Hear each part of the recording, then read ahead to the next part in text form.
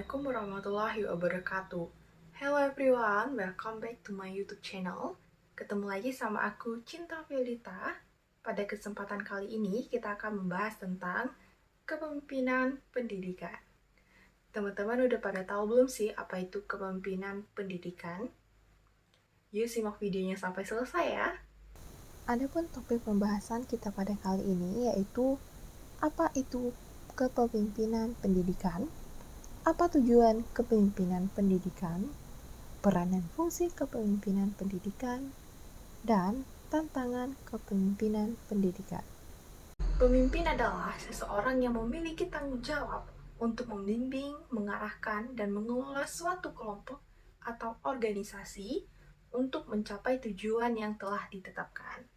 Pemimpin yang efektif memiliki visi yang jelas, keterampilan berkomunikasi yang baik, serta kemampuan untuk mengambil keputusan yang tepat. Dalam konteks pendidikan, pemimpin bisa berupa kepala sekolah, pengawas, atau pemimpin dalam organisasi pendidikan lainnya. Kepemimpinan adalah kemampuan seseorang dalam mempengaruhi, mengarahkan, dan memotivasi orang lain untuk mencapai tujuan tertentu. Kepemimpinan bukan hanya tentang memiliki kekuasaan, tetapi juga tentang bagaimana seorang individu dapat menginspirasi, membimbing, dan menciptakan perubahan positif dalam suatu organisasi atau kelompok. Nah, sedangkan definisi kepemimpinan pendidikan yaitu proses mempengaruhi, membimbing, dan mengelola sumber daya dalam dunia pendidikan untuk mencapai tujuan pembelajaran dan peningkatan kualitas pendidikan. Kepemimpinan ini berfokus pada peningkatan kualitas pembelajaran, pengelolaan sumber daya, serta menciptakan lingkungan yang mendukung pertumbuhan peserta didik dan tenaga pendidik. Selanjutnya, tujuan kepemimpinan pendidikan. Kepemimpinan pendidikan memiliki beberapa tujuan, diantaranya yaitu yang pertama, meningkatkan kualitas pendidikan. Kepemimpinan pendidikan bertujuan memastikan proses pembelajaran berjalan dengan efektif dan sesuai dengan standar yang ditetapkan, sehingga kualitas pendidikan terus meningkat. Yang kedua, mengembangkan potensi peserta didik. Dengan menciptakan lingkungan belajar yang kondusif, peserta didik dapat berkembang secara akademik, sosial, dan karakter. Yang ketiga, meningkatkan profesionalisme tenaga pendidik.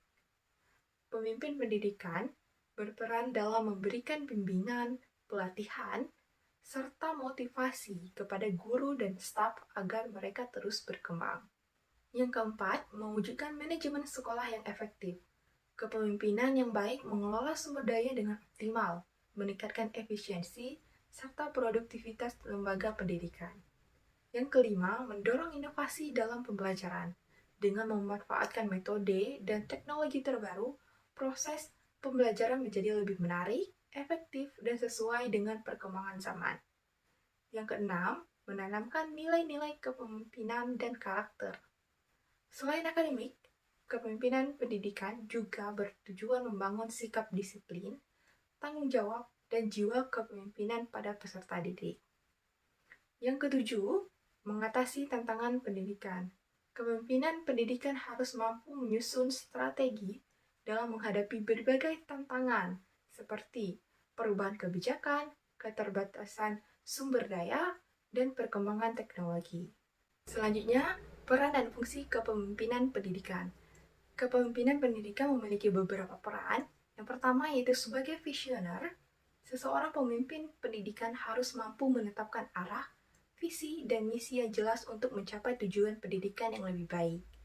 Yang kedua, sebagai motivator, yaitu pemimpin pendidikan bertugas mendorong tenaga pendidik dan peserta didik agar terus berkembang dan berprestasi. Yang ketiga, sebagai inovator, yaitu mengembangkan dan menerapkan metode pembelajaran yang lebih efektif agar proses pendidikan lebih menarik dan bermanfaat. Yang keempat, sebagai manajer, yaitu mengelola sumber daya pendidikan, baik tenaga pendidik, keuangan maupun sarana dan prasarana, agar dapat dimanfaatkan secara optimal.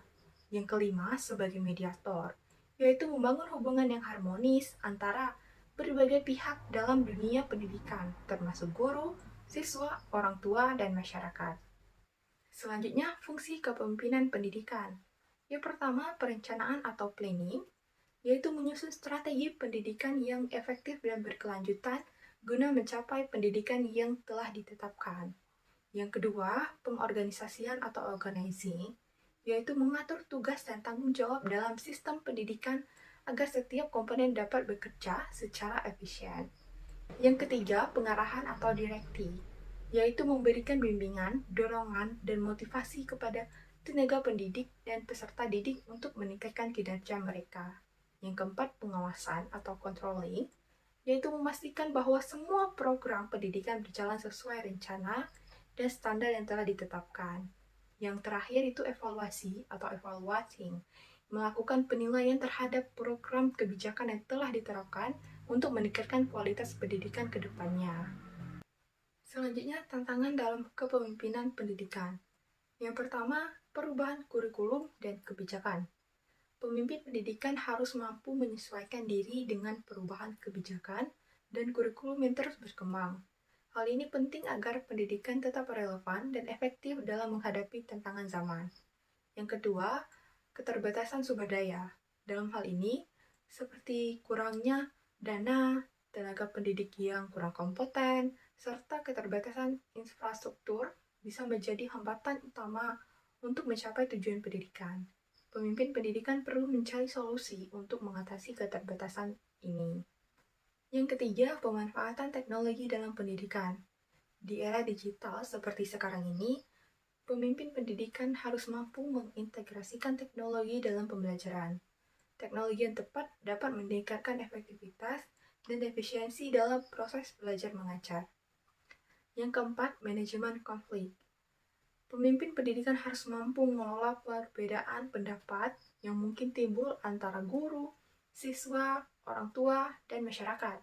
Penyelesaian konflik yang baik akan mendukung terciptanya lingkungan pendidikan yang harmonis dan kondusif. Yang kelima, kualitas sumber daya manusia. Peningkatan kompetensi guru dan staf pendidikan menjadi tantangan besar.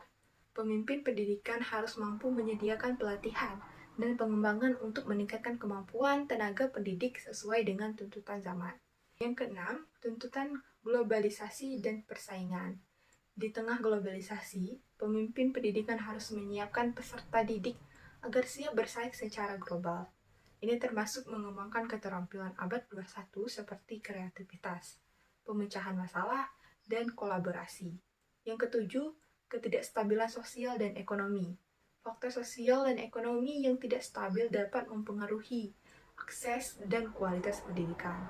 Pemimpin pendidikan harus merespons dan kebijakan yang mendukung kesetaraan pendidikan bagi semua pihak. Nah, itulah tadi materi tentang kepemimpinan pendidikan.